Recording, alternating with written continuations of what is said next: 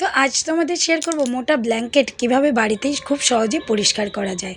তো hello friends, welcome back to our channel রিম্পাস life. তো দেখো, আজই হচ্ছে গরম জল বসিয়ে নিয়েছিলাম, গরম জলটা হয়ে গেছে, টকবক করে ফুটে উঠেছে।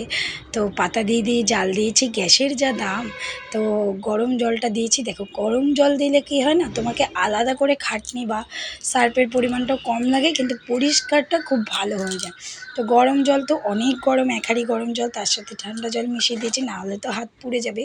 আর আমাদের ট্যাঙ্কির জল কিন্তু অনেক ঘোলা, মানে চাপ কলের জলও লালচে লাগছে, ট্যাঙ্কিতে উঠে থাকলে তাও অনেকক্ষণ তোলা থাকলে একটু সাদা ভাব হয়। তো দেখো, প্রথমে আমি পরিষ্কার জল একটু, যেগুলো পরিষ্কার কাঁথা টাথা ভিজিয়ে নিয়েছিলাম, তারপর দেখো ব্ল্যাঙ্কেটটা ভিজাচ্ছি।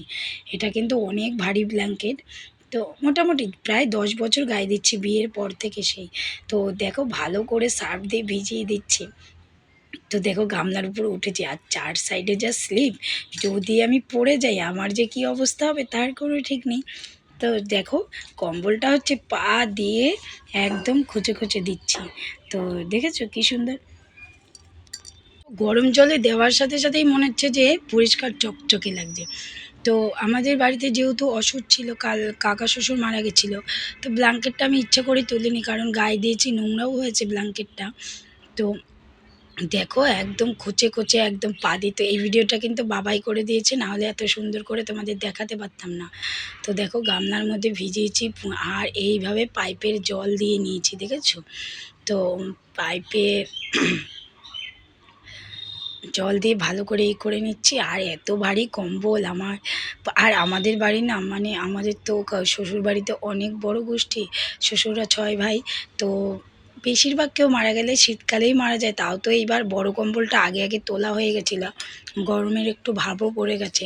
তো আমি এটা ইচ্ছা করেই তুলিনি, লাগতো না তবু তুলিনি, কারণ এটা নোংরা হয়েছিল, একটু গায়ে দেওয়া হয়েছে। আর বড় কম্বলটা ওই মনে একটু ঠান্ডা পড়েছিল, 15-20 দিন গায়ে দেওয়া হয়েছে তোলা তোলাভাবে।